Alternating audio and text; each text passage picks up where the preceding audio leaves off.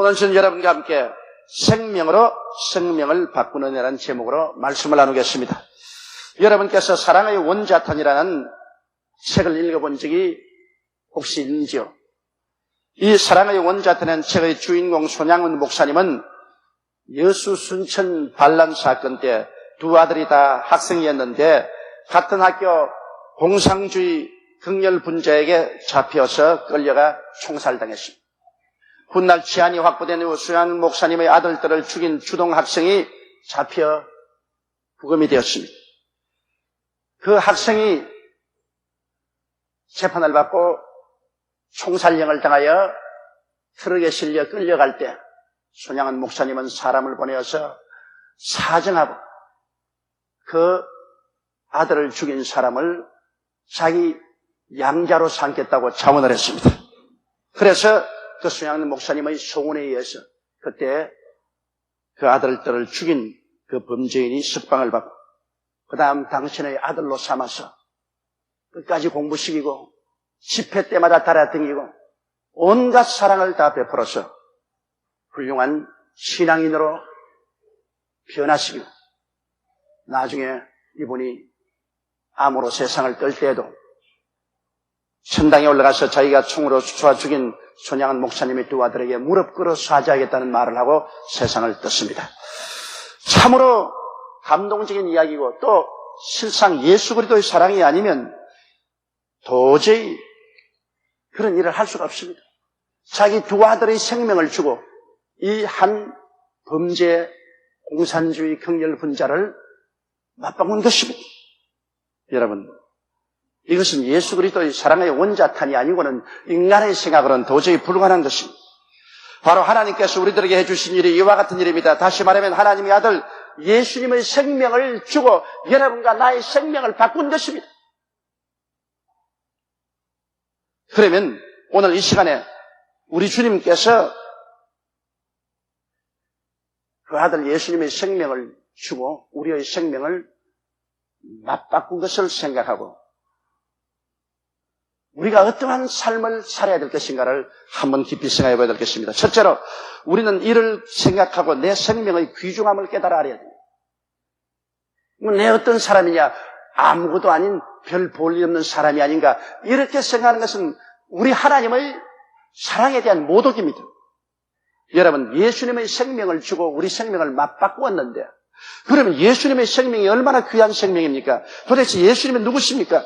예수님은 바로 하나님이신 것입니다. 요한복음 1장 1절로 1절에 태초에 말씀이 계시니라 이 말씀이 하나님과 함께 계셨으니 이 말씀은 곧 하나님이시라고 말해요. 예수님은 곧 하나님이십니다. 하나님의 생명을 주고 여러분의 생명과 맞바꾼 것입니다. 그리고 우리 하나님 아버지께서는 바로 예수님을 통하여 우주와 만물을 지으셨습니다.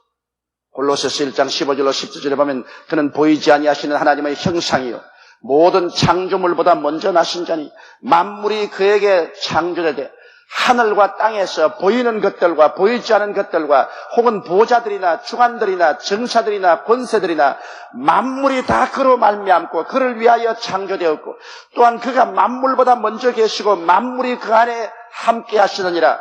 이런 하나님의 아들 예수님의 생명을 여러분의 생명과 맞바꾸었다니 이거 정말 전율이 올 정도의 감격이 오는 것입니다. 그리고 예수 그리스도야말로 모든 천군과 천사들의 우두머리인 것입니다. 천군과 천사들이 그를 받들어 섬기는 분이었습니다. 그런데 우리는 도대체 누굽니까? 우리는 아담의 후예로 뱃속에서부터 죄인으로 잉태되고 죄인으로 태어났었습니다.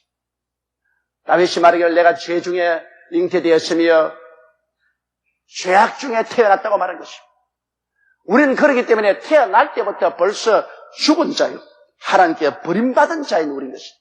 아무것도 쓸데없는 쓰레기 같은 존재입니다.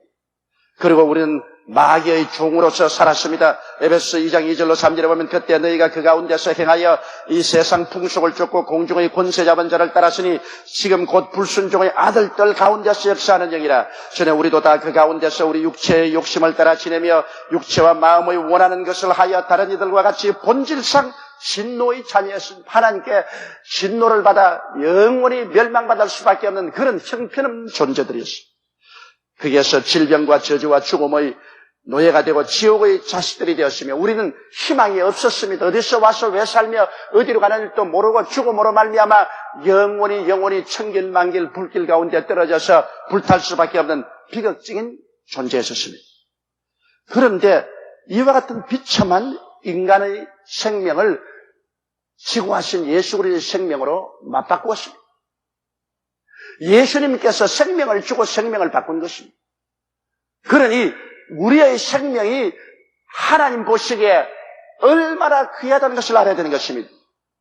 예수님의 생명으로 우리 생명을 바꾸었으니 이제 우리는 하나님 앞에서 예수님과 함께 하나님의 아들로 인정을 받게 됐습니다. 예수님이 맏형이고 우리는 그 동생들로 하나님의 아들로서 하나님 앞에서 영접함을 받게 됐습니다. 또 예수님과 더불어 하나님이 지으신 만물을 상속으로 받는 후계자가 되었습니다. 그리고 예수님과 함께 참 기가 막히 보좌에 함께 앉게 되었습니다.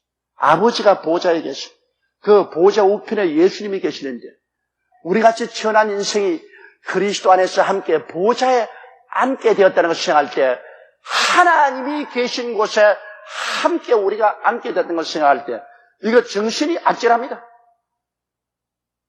사실일까? 그렇게 의심할 정도인 것입니다. 우리가 어떻게 하나님과 같은 반열에 그리스도와 함께 보좌에 앉을 수 있단 말인 것입니다. 그러나 실상이 그렇습니다. 그리고 하나님의 천사들이 우리를 섬기도록 만들어 놓습니다. 에베소 2장 4절로 첫째 보면 긍휼에 풍성하신 하나님이 우리를 사랑하신 그 큰 사랑을 인하여 허물로 죽은 우리를 그리스도 예수와 함께 살리셨고 너희가 은혜로 구원을 얻은 것이라 또 함께 일으키사 그리스도 안에서 함께 하늘에 앉히시니 이는 그리스도 예수 안에서 우리에게 자비하심으로써 그 은혜의 지극히 풍성함을 오는 여러 세대에 나타내게 하리 하심이라. 그러므로 여러분 내 생명의 진가가 바로 예수님의 생명인 것을 알아야 합니다. 이러므로 우리는 하나님께 얼마나 큰 사랑을 받고 있다는 것을 우리가 알고 우리 스스로의 생명을 귀중히 여길 줄 알고 그러므로 예수 믿는 이웃의 생명도 귀중히 여길 줄 우리가 알아야 되는 것입니다. 둘째, 그렇게 되면 내 생명의 막중한 책임을 우리가 깨달아 알아야 되는 것입니다. 내 책임이 얼마나 크냐.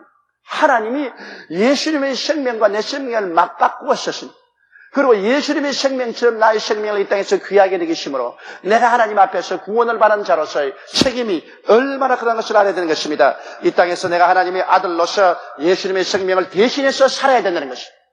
예수 생명과 맞바꾸었으니 예수님의 생명과 같이 살아야 돼. 손양한 목사님이 두 아들을 죽인 그 사람이 그 두 아들 대신에 아들로 태감을 받았으니 두 아들의 몫이라고 살아야 될 것 당연한 것 아닙니까? 여러분, 그러므로 우리는 예수님이 하신 일을 이 땅에서 계승하고 살아야 됩니다. 예수님께서는 이 땅에서 말씀을 전하고 가르치시고 귀신을 쫓아내시고 병든 자를 고치며 하나님의 사랑을 나타내셨으니 우리도 예수님이 한 일 그대로 때를 얻든지 못 얻든지 어느 곳에 있든지 규모가 크든지 작든지 상관할 것 없이 말씀을 전가하고 가르치고 귀신을 쫓아내고 병든 자를 고치고 하나님의 사랑을 나타내는 일을 해야만 됩니다. 마태복음 28장 18절로 19절에 예수께서 나와 일러 가라사대 하늘과 땅의 모든 권세를 내게 주셨으니 그러므로 너희는 가서 모든 족속으로 제자를 삼아 아버지와 아들과 성령의 이름으로 세례를 주라고 말씀하셨으며 마가복음 16장 15절로 18절에 또 가라사대 너희는 온 천하에 다니며 만민에게 복음을 전파하라. 믿고 세례받는 사람은 구원을 얻을 것이요 믿지 않는 사람은 정죄를 받으리라. 믿는 자들에게는 이런 표징이 따르리니 즉 저희가 내 이름으로 귀신을 쫓아내며 새 방언을 말하며 뱀을 씹으며 무슨 독을 마실지라도 해를 받지 아니하며 병든 자에게 손을 얹은 즉 나으리라 하시더라. 이와 같은 예수 그리스도의 하신 일을 우리는 이 땅에서 계승해야만 되는 것입니다.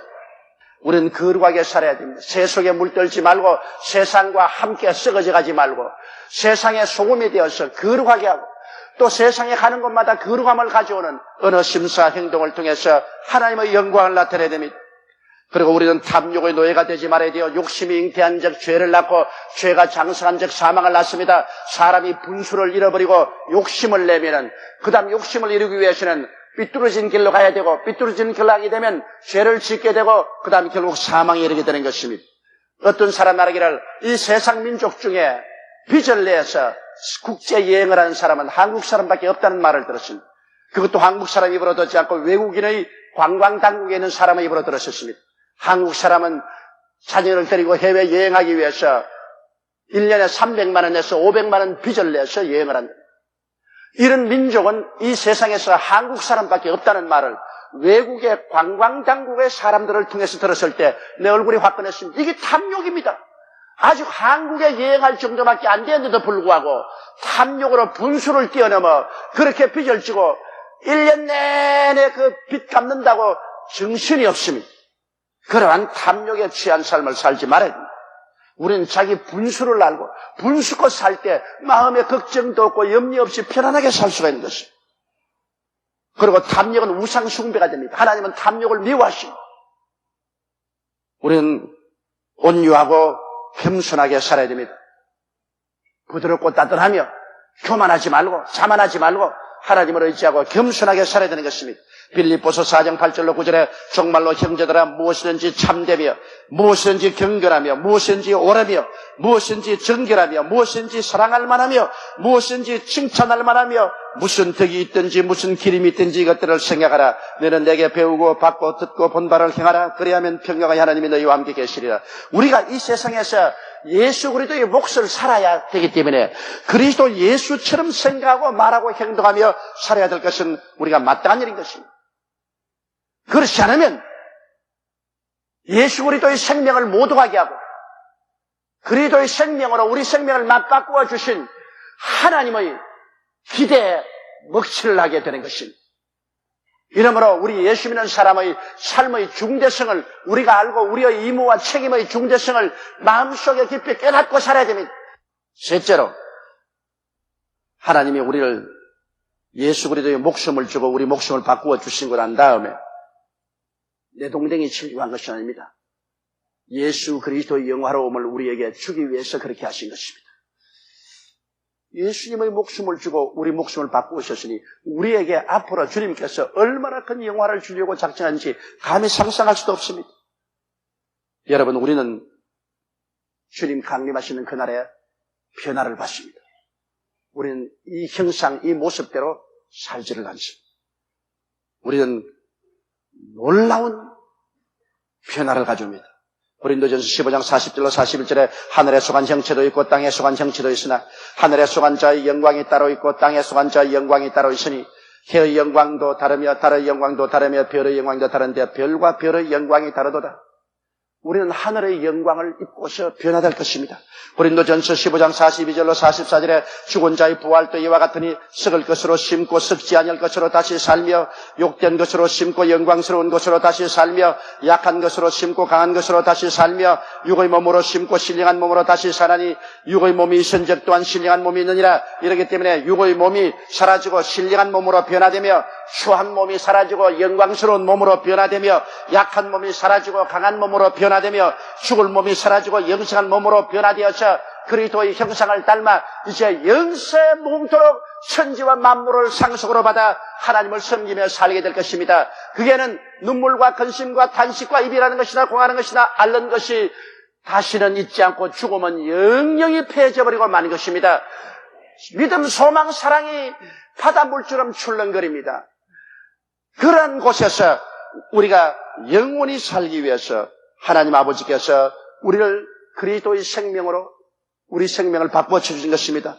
이래서 우리는 내 아버지 집에서 살게 됩니다. 여러분, 이 땅이 개조되고 하늘이 새로 변화됩니다. 새 하늘과 새 땅으로 변화되고 그 위에 새 예루살렘이 나오는데 부활한 사람들은 새 예루살렘에서 살면서 이 땅을 다스리며 살게 되는 것입니다. 그러면 우리는 주님과 함께 새 예루살렘에서 영원히 살며 다스릴 것입니다. 요한계시록 22장 5절에 보면 다시 밤이 없겠고 등불과 햇빛이 쓸데없으니 이는 주 하나님이 저희에게 비추심이라 저희가 세세토록 왕노로 타리로다. 할렐루야.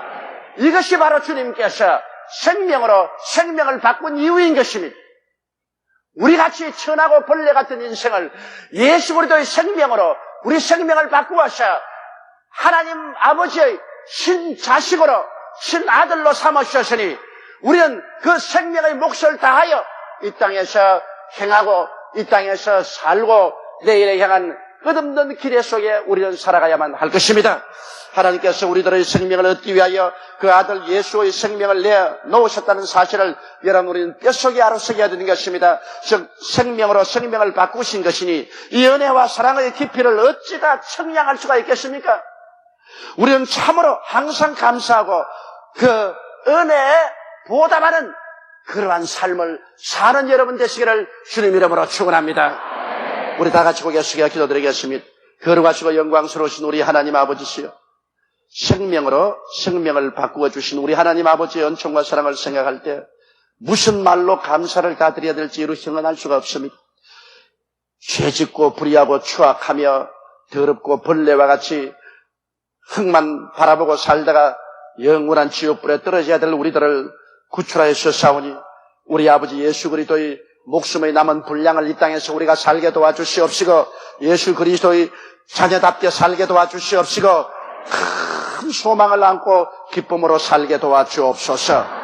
우리 주 예수님 이름으로 기도드리옵나이다. 아멘.